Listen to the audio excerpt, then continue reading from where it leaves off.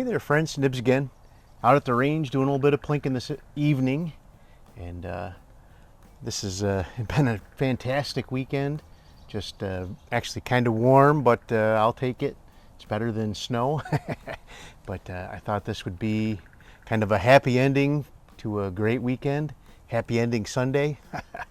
But I wanted to do a head-to-head challenge for you guys with a couple of really nice 22s from my collection. They're both Remingtons. If you looked at the title, you already know that, but these are both, I think they're pretty well matched as far as specifications goes. The 513T might have a little bit of an advantage as far as barrel length and heavier barrel. The scope is 4 power more on the 513T, but I think this 541T has the chops to probably keep up with that. So here is the 541T. This is actually one of the newest 22s in my arsenal. This one was made in 1994 from the date code on it. And it is topped off with a Weaver T10 scope, which is a very nice scope. And then here is the 513T, which this was made in 1952. And the scope on this one is a unertl 14X 1.5 inch objective scope. We're going to be shooting 50 yards. I'm actually going to do 2 groups with each one. We're going to shoot one group with the Aguila Super Extra, both budget friendly ammos, and then the Normatec 22. This Normatec 22, I think I'm pretty certain the Normatec 22 is the same ammo as what used to be the Gecko rifle. I haven't been able to find any of that, but this Normatec 22 shoots just like that Gecko rifle did. And this 513T absolutely loved that Gecko rifle. I actually was digging around in one of my little stashes of ammo, and I found another brick of Gecko rifle, so I was very pleased when I found that. But let's go ahead and the 541T is actually the newer arrival to the channel, to the collection, so we're going to shoot that one first. But like I said, we're shooting 50 yards, so I'll shoot the first group with this one, and we'll shoot the same ammo with the 513T, and we'll switch over and shoot the group with the other. So I'm going to shoot the Normatec 22 first.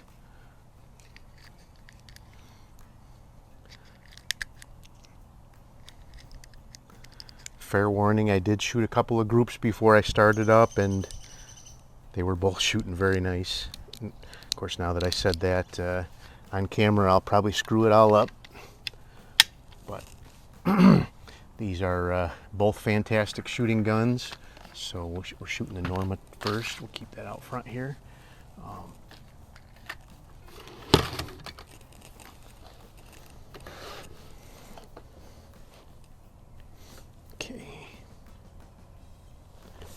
Alrighty, here we go. Normatec 22. So I am using actually the very smallest splatterburst targets that are available. They're little 1-inch dots. I think they're actually intended to be pasters for the larger targets, but we're using them for our main targets today.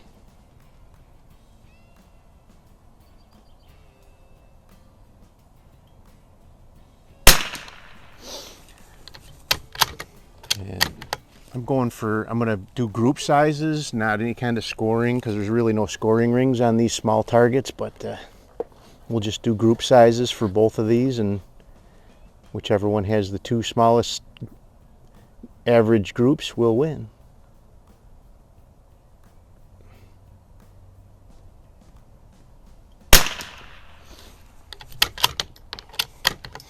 took this gun out the first trip out with it. It was the dead of winter, and it was not liking that cold. The trigger was really stiff on it in the cold, and it would not group.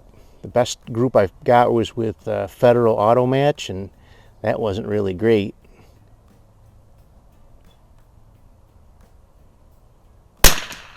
But I think it was just,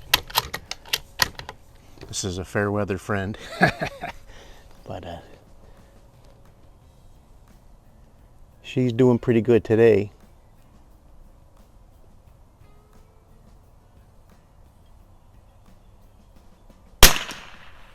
Really good. So let's see, got one more here. Yep, one more. One ragged hole so far.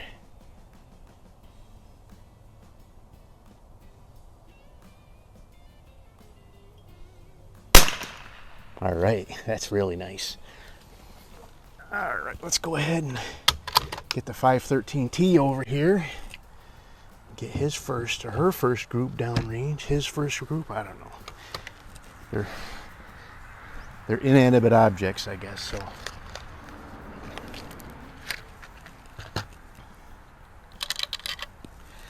their pronouns are they and them.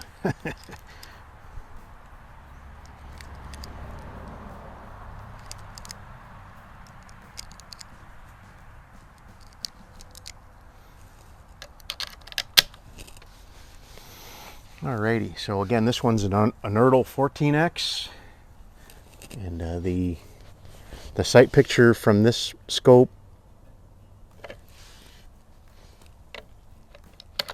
really puts the Weaver to shame. The Weaver's a nice scope, and it's clear, but like I can read numbers and stuff on, like I can see the counter on my downrange camera with this one. I could not see that with the Weaver. But let's go ahead and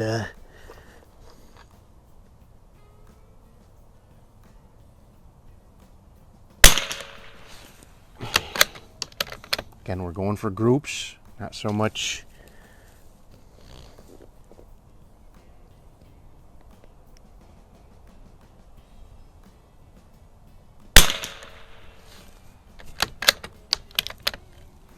I did adjust both of these initially with the Aguila Super Extra. They were both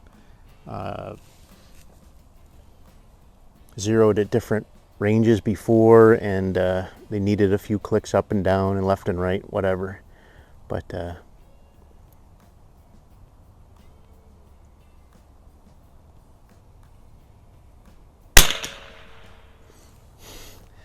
all three of those bullets went in the same hole so far. That 541T is an awesome gun, but this thing is amazing.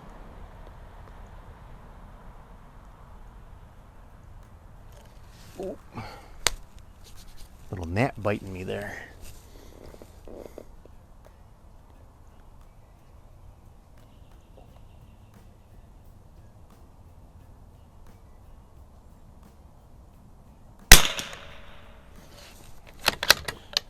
Four in the same hole. I hate when I get nice groups like that. I almost always get excited and screw them up.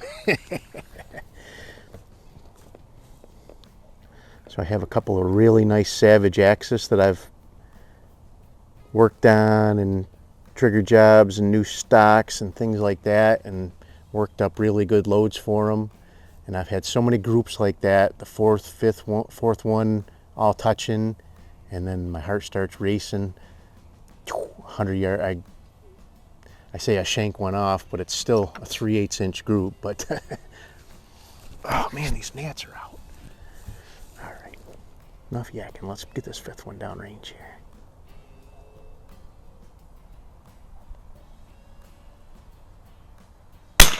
Ah, that was a good squeeze too. Oh, that's still a good group. Let's go ahead and switch back over to the 541. I yak too long and let the barrel cool down.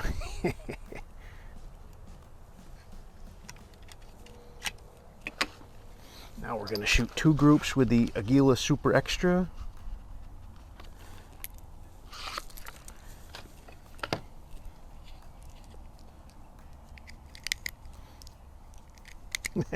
That is such a bummer. I was hoping that last one went right into the same hole again. Jeez.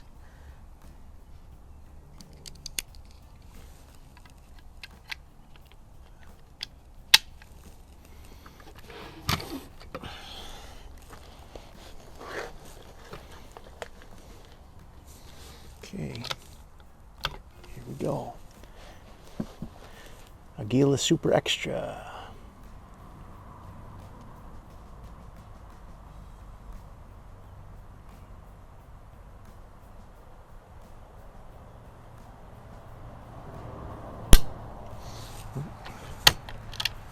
I didn't pick a round up. I wasn't picked a round up that time.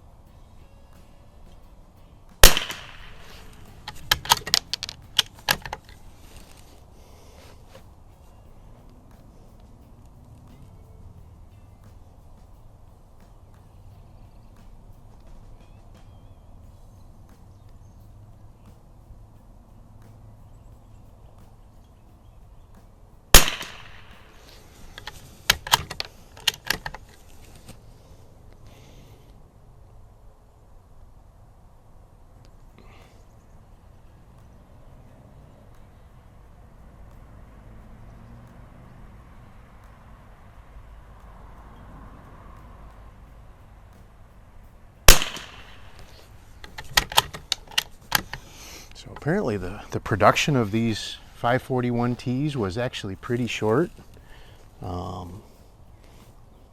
Less than a decade, I know that.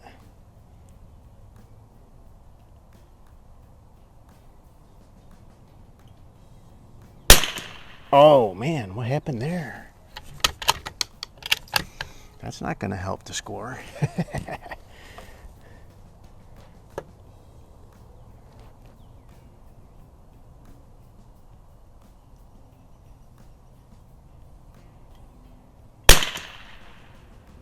Wow, one flyer. Guess that's what you get when you use budget ammo. Just every once in a while you'll get a one with an extra, one flake of powder in it.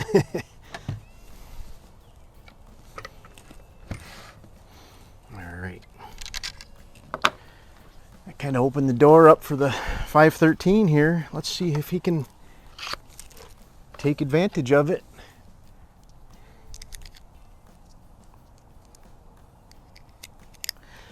It's so nice to get out and just shoot these guns without having to worry about my fingers getting cold and numb. I really like to get out and shoot even in the wintertime, but boy, I have had frostbite on my fingers before and they get cold very fast because of that. So, alrighty. Here we go.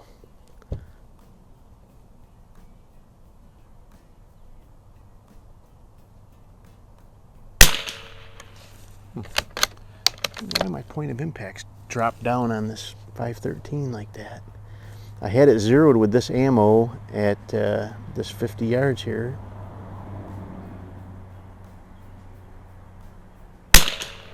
Ooh.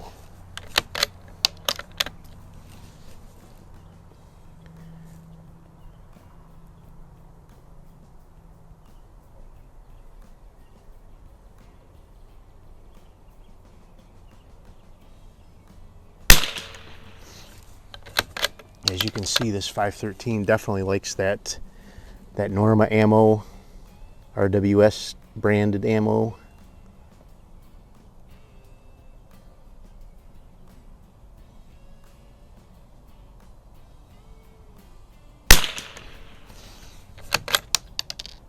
It's not a terrible group from this this ammo either, but boy, that.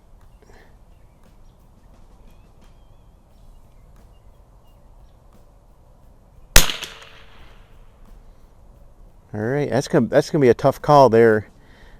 If it wasn't for that one flyer on that last group with the 541, I would say the 541 won, but that one flyer might throw that group over the top. So anyway, stand by, let me add those up real quick, and I'll be right back with you.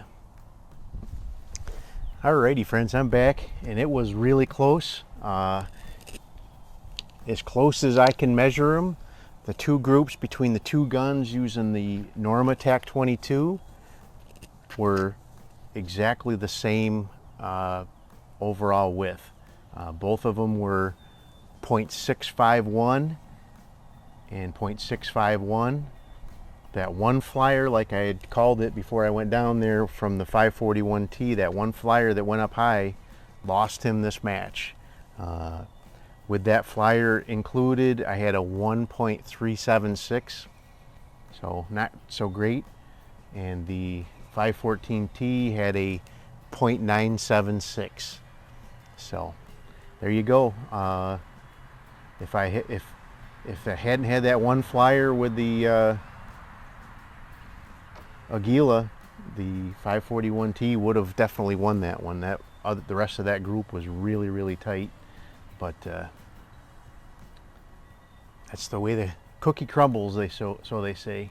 But there you go. 541T takes it by a very slim margin.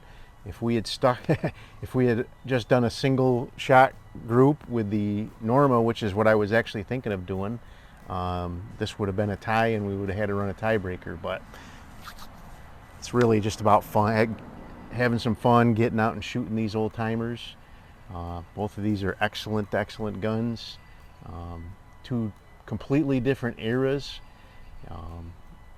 I actually have ones that are much older still, but these ones are getting up there too. So 1994, that one's pushing what, 30 years old, almost 30 years old. The 52, that would be 70 years old, right? 70 years old. So anyway, there you go. Another head-to-head challenge for you guys. I hope you liked the video. Till next time, have a great day.